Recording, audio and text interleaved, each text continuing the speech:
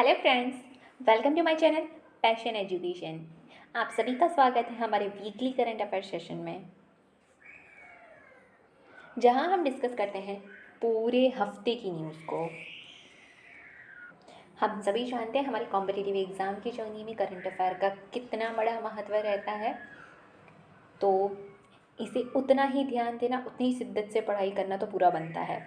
चलिए स्टार्ट करते हैं हमारा सेशन। यहाँ पे एक छोटी सी मिस्टेक हो गई है, ये यहाँ स्पेस रह गई है, आप लोग माइंड मत कीजिएगा। तो हम कवर करने वाले 38 सितंबर से 5 अक्टूबर 2024 तक की न्यूज़ को।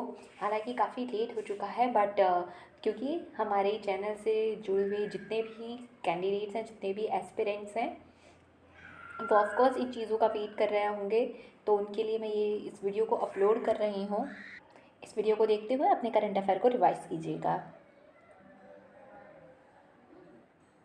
चलिए देख लेते हैं हम हमारी पहली न्यूज़ को, जो कि बात करता है नेशनल हेल्थ अकाउंट एस्टिमेट्स की। So comprehensive overview of national health account estimate for 2021 and 2021 to 2022. It has been released by Ministry of Health and Welfare. So the point to remember is Ministry of Health and Family Welfare has released the 8th and 9th edition of National Health Account Estimate for fiscal year 2020 to 21 and 2021 to 2022. So it has been released by Ministry of Health and Family Welfare. याद रखना है आपको। अब यहाँ पे से जो trend है, क्या बदला है, क्या चीज़ें चेंज हुई है, क्या डेटा है, वो आपको पीसीएस वगैरह एग्ज़ाम्स के अंदर स्टेटमेंट के फॉर्म्स में पूछा जा सकता है, तो वो आप ध्यान रखिएगा। Government health expenditure. So government health expenditure है स्टेडीली इंक्रीज्ड। तो गवर्नमेंट का जो हेल्थ एक्सपेंडिचर है वो इंक्रीज हुआ है, बताया जा रहा है। As a percentage of a GDP it rose from 1.13% in 2014-15 to 1.84% in 2021 to 2022. The share of government health expenditure in general government expenditure has also increased. So you have to remember that government health expenditure has been increased, and that has led to second point, that is decline in out of pocket expenditure। क्योंकि government का health की तरफ expenditure बढ़ा है, तो लोगों को अपने पॉकेट में से जो हेल्थ के लिए एक्सपेंडिचर करते थे वो कम हो गया है।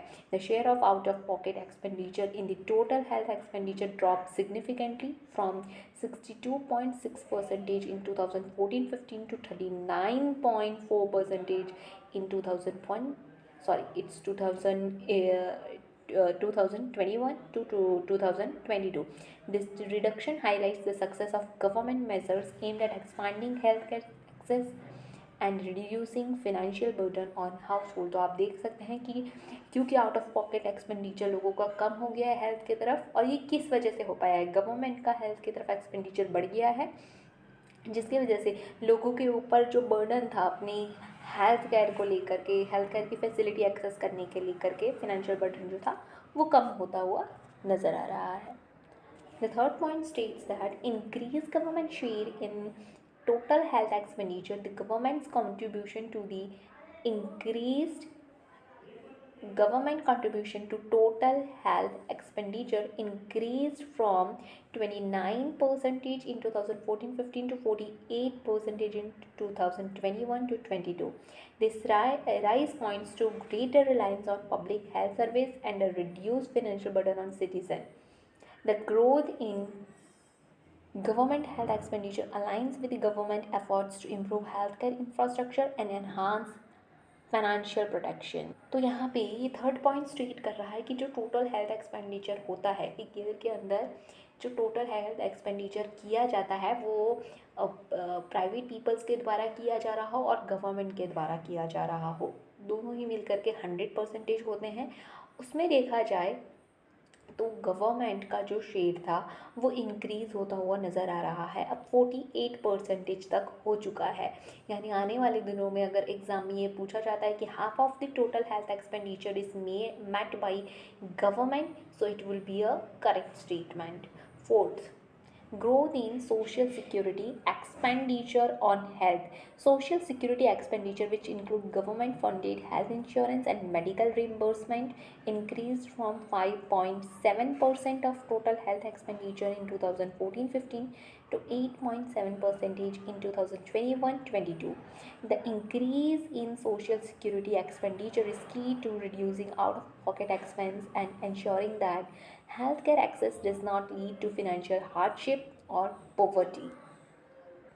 जैसा कि आप सब जानते हैं, unemployment that leads to poverty, और अगर उस गरीबी के अंदर अगर हेल्थ के रिलेटेड कोई दिक्कत आ जाती है तो फिर वो एक फिनेंशियल बर्डन क्रिएट कर देता है.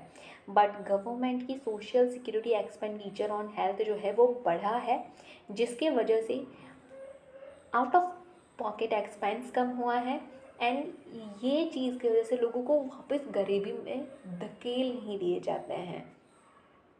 बढ़ते हैं हमारी नेक्स्ट न्यूज़ की तरफ, जो कि है travels and tourism development index. So travels and tourism development index publish किया गया है वर्ल्ड इकोनॉमिक फोरम के द्वारा. The world economic forum has publish travel and tourism development index. India का रैंक देख लेते हैं, जो कि ज़्यादा ज़रूरी है. जब भी कोई ऐसा इंडेक्स आता है तो किसके द्वारा पब्लिश किया जा रहा है वो याद रखना है, इंडिया की रैंकिंग. सो 39th पोजीशन अमंग 119 countries है.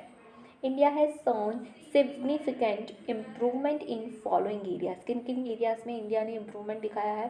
Prioritisation of travel and tourism, safety and security and health and hygiene के मामले में. हमारी नेक्स्ट न्यूज़ बात कर रही है ऑपरेशन नॉर्दर्न एरोज के बारे में. Operations, exercises, one liner one day exam में पूछ लिए जाते हैं, तो इन्हें भी आपको एक नोट अलग से तैयार करने लिए, जहाँ पे आप अलग अलग ऑपरेशन के बारे में लिख रहे हैं, अलग अलग एक्सरसाइजेस के बारे में लिख रहे हैं, ताकि आपके लिए रिवाइज करना काफ़ी आसान हो जाए. So operation Northern Arrow, it is related to the Israel defence force that has initiated operation Northern Arrow, a ground invasion targeting Hezbollah's military infra in southern Lebanon. तो क्योंकि इजराइल का जो ये सारी चीज़ें चल रही है, हमास के साथ जितना युद्ध चल रहा है, उस दौरान के अंदर ये जो ऑपरेशन कंडक्ट किया गया है, ये आपके लिए ज़रूरी हो जाता है याद रखना, क्योंकि जब रशिया और यूक्रेन का युद्ध शुरू हुआ उस टाइम से काफ़ी हद तक यूक्रेन के बाउंड्रीज, रसिया की बाउंड्रीज वगैरह को लेकर के, नाटो को लेकर के कितने ही क्वेश्चन बने हैं आई के एग्ज़ाम्स में. तो यहाँ पे इसराइल का जो फिर ये लड़ाई चल रही है हमास के साथ, उस दौरान पे जितने भी ऑपरेशन कंडक्ट किए जा रहे हैं वो भी आपके लिए ध्यान में रखना ज़रूरी हो जाता है. Coming to one next news, European Organization for Nuclear Research CERN. So CERN has recently celebrated its 70th anniversary.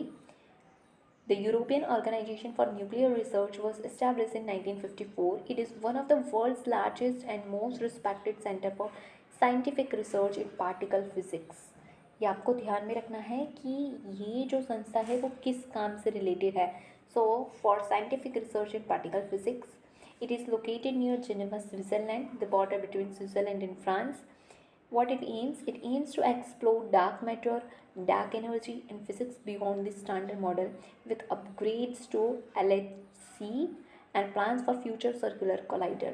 तो लार्ज जो कोलाइडर के बारे में बात की जा रही है, उसके बारे में भी काफ़ी सारी रिसर्च वगैरह CERN के द्वारा की गई थी, और यही डार्क मैटर, डार्क एनर्जीज के बारे में, फिज़िक्स के बारे में ज़्यादा रिसर्च, साइंटिफिक रिसर्च कंडक्ट कराने के लिए जाना जाता है.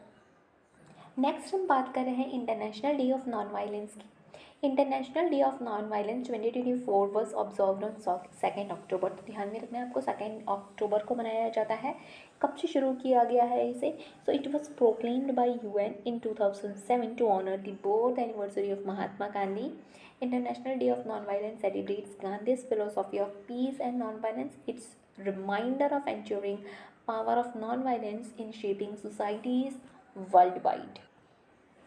आ जाते हैं हमारे नेक्स्ट न्यूज़ पर, मिलिट्री कोऑपरेशन सब group.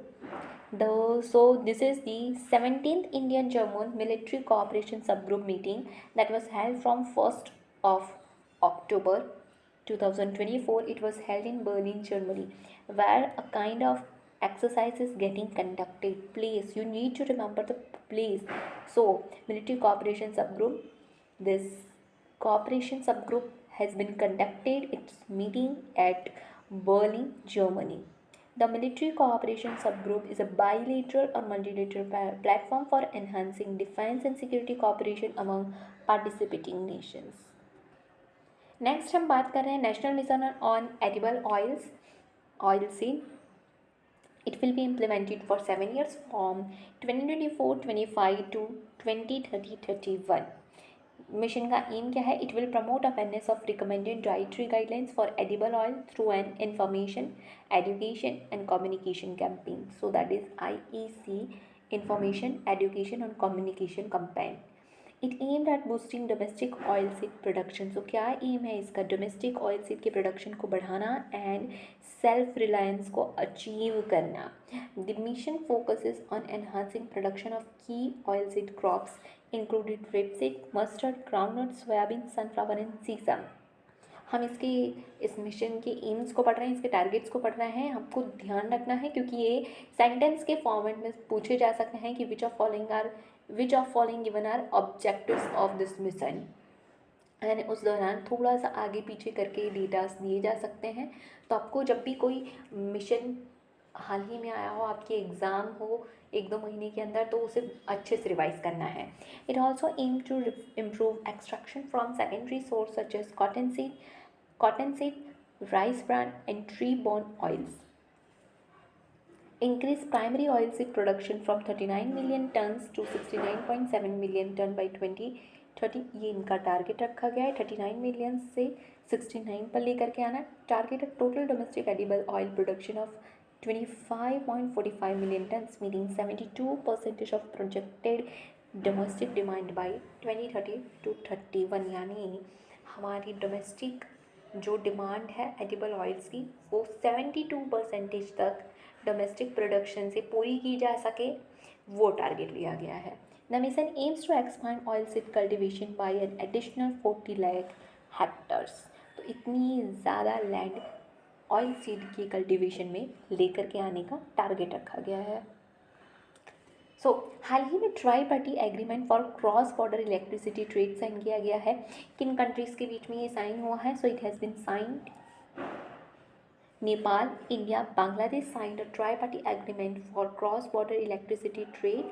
Nepal will export surplus electricity to Bangladesh through India from June 15 to November 15 every year. India will make arrangement to supply electricity from Nepal to Bangladesh. तो यहाँ नेपाल है जो supply करने वाला है और बांग्लादेश है जो रिसीव करने वाला है. India will just be making arrangement to supply electricity from Nepal to Bangladesh. ऐसा क्वेश्चन बन सकता है कि try party agreement for cross border electricity trade जो साइन किया गया है वो किन किन कंट्रीज़ के बीच में साइन किया गया है, या कौन इसमें इलेक्ट्रिसिटी सप्लाई करने वाला है या कौन रिसीव करने वाला है, और what would be the role of India. Okay, coming to our next news, that is Rajasthan atomic power project. Unit 7 of Rajasthan atomic power project 7 and 8 has reached criticality, marking the start of controlled nuclear fission chain reaction. Criticality किसे कहते हैं? So criticality in nuclear reaction signifies a point at which a sustained and controlled nuclear fission chain reaction begins. इसका मतलब ये हो जाता है that each fission event produces enough neurons to cause further fissions, maintaining a constant rate of fission and energy release. It is the first step in nuclear energy generation. So हमारा जो unit setup किया गया है राजस्थान के अंदर nuclear energy generate करने के लिए, उसने अपना फर्स्ट स्टेप अचीव कर लिया है, that is of criticality. Criticality in nuclear reactor क्या मतलब है उसका? कि एक ऐसा पॉइंट जहाँ पे न्यूक्लियर फ्यूजन से जो न्यूट्रॉन्स बनने वाले हैं वो आगे जो फ्यूज़न हो सके, जिससे एनर्जी जनरेट हो सके, उतनी इनफ न्यूट्रॉन प्रोड्यूस कर पाएंगे, उस लेवल तक पहुंच चुके हैं. सो इसी को कहा जाता है, इसी स्टेट को कहा जाता है क्रिटिकलिटी। यानी कि क्रिटिकलिटी एक ऐसा स्टेट है किसी भी न्यूक्लियर एनर्जी जनरेशन यूनिट के अंदर जहाँ पे वो enough number of neutrons produce करता है जिससे कि आगे न्यूक्लियर फिजन चेन रिएक्शन होते रहें। आई होप आपको ये कॉन्सेप्ट क्लियर होगा।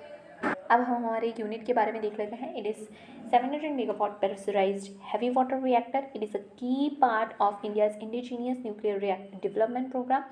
Significance reaching criticality is crucial for transitioning the reactor from the construction phase to operational phase। यहाँ पे आप समझ सकते हैं कि क्रिटिकलिटी में आते ही ये कंस्ट्रक्शन से ऑपरेशनल फेज पे चला गया है। This also marks the beginning of energy production as a reactor generates heat for the electricity. What is its importance? So it is a third unit of a series of 16 Indian designed reactor demonstrating India's nuclear expertise. It follows successful operation of similar unit Kakrapur Atomic Power Station, third fourth in Gujarat. So it will join 6 operational unit at Rawat, which is currently contributing 1180 megawatt to national grid. हमारी next news बात कर रही है cyber slavery के बारे में। Term जितना सुनने में ही इंटरेस्टिंग लग रहा है वैसे ही एग्ज़ाम में आपसे पूछा जा सकता है कि ये जो टर्म था साइबर स्लेवरी न्यूज़ में हाल ही दिनों में था प्रचलित, किस चीज़ से रिलेटेड है या कि क्या बताता है। तो वहाँ पे आपको ये पता होना चाहिए कि साइबर स्लेवरी क्या बताने की कोशिश कर रहा है। 30,000 Indians are currently stranded under cyber slavery in countries like Cambodia, Thailand, Myanmar and Vietnam. It refers to cyber slavery के बारे में बताया जा रहा है। It refers to a situation where individuals often lured by promises of lucrative jobs to other countries, but they are coerced into working in illegal online operations such as cyber fraud, hacking, or scamming. Once individuals reach these countries, their passport would be taken away. Victims are often confined in guarded facilities with minimal freedom and their earnings are withheld. Threat of violence or reporting to authorities are used to maintain control. A significant portion of this individual is believed to be involved in a various form of digital fraud, including investment scam and online dating fraud. तो यहाँ पे क्या बताया जा रहा है कि इसके अंदर जो भी इंडिविजुअल्स हैं उनको प्रॉमिस किया जाता है, वादे किए जाते हैं कि उनको लिक्विडेटिव जॉब, बड़ी अच्छी जॉब दिलाई जाएगी अदर कंट्रीज़ में ले जा करके, बट वहाँ जाने के बाद उनको फोर्स किया जाता है इलीगल ऑनलाइन ऑपरेशंस करने के लिए, साइबर फ्रॉड करने के लिए, हैकिंग या स्कैमिंग करने के लिए। उनके जो पासपोर्ट हैं जैसे ही वो पहुंच जाते हैं तो उनके पासपोर्ट्स ले लिए जाते हैं, राइट। बड़ी एक कन्फाइंड गार्डेड फैसिलिटीज़ के अंदर उनको रखा जाता है, मिनिमल फ्रीडम दिए जाते हैं, उनकी अर्निंग्स भी रख लेते हैं वो लोग। सो इस तरीके का कुछ माहौल होता है। 30,000 इंडियंस बताए जा रहे हैं कि साइबर स्लेवरी करते हुए कंबोडिया, थाईलैंड, म्यांमार, वियतनाम में फंस चुके हैं। सो होप कि साइबर स्लेवरी जो ये टर्म अभी न्यूज़ में चल रहा है वो आपको क्लियर होगा। Next news states that Create in India initiative, Create in India initiative जो कि रिलीज़ किया गया है ministry of information and broadcasting के द्वारा। The core aim of create in India is to encourage Indian business startup individuals to develop innovative product technologies and services that are globally competitive. So create in India का aim क्या है? Encourage करना Indian business startup individuals ताकि वो क्या develop करें इन ऐसे innovative products, technology और सर्विसेज जो कि ग्लोबल लेवल पे बहुत ही ज़्यादा कॉम्पिटिटिव हो। Ministry of IB has introduced 25 challenges to foster talent and creativity across diverse sectors such as music, education and anti-piracy. इसका फोकस रहेगा individual who are skilled in areas like music, education, anti-piracy to participate in the challenge. Participant can gain recognition and a larger platform for their creativity. Creators, including those in bands or working for community radio, were also encouraged to join. सो पहुंच गए हम हमारे आज की आखिरी news की तरफ, that is operation अमृत, जो कि कंडक्ट किया गया है केरला गवर्नमेंट के द्वारा। ऑपरेशन अमृत बहुत ही ज़्यादा इम्पॉर्टेंट है। क्यों? क्योंकि ये जो है ये बहुत ही बड़ा केरला गवर्नमेंट के द्वारा सिग्निफिकेंट स्टेप लिया गया है to combat anti microbial resistance. enforcing the 211H1 rule to prohibit the over the counter sale of antibiotics। आपको पता होगा कि WHO के द्वारा भी ऐसी गाइडलाइंस बाहर दी गई है, इशू करी गई है, जहाँ पे वो एंटी माइक्रोबियल रेजिस्टेंस को कम्बैट करने के लिए कितने ही गाइडलाइंस वो बताते जा रहे हैं। हम देख सकते हैं कि केरला गवर्नमेंट ने काफ़ी एक अच्छा स्टेप लिया है इस ऑपरेशन अमृत के द्वारा। तो इसी के साथ आज का हमारा वीडियो यहाँ पे कंप्लीट होता है, आज का सेशन यहाँ पे कंप्लीट होता है। आई होप आपने अपना करंट अफेयर अच्छे से रिवाइज किया होगा। अगर कोई न्यूज़ कहीं पे भी छूट गई होगी तो यहाँ से आपने उसे पढ़ लिया होगा। ऐसे ही पढ़ते रहिए, आगे बढ़ते रहिए। Thank you for watching video. Please do subscribe my channel, like it and comment it.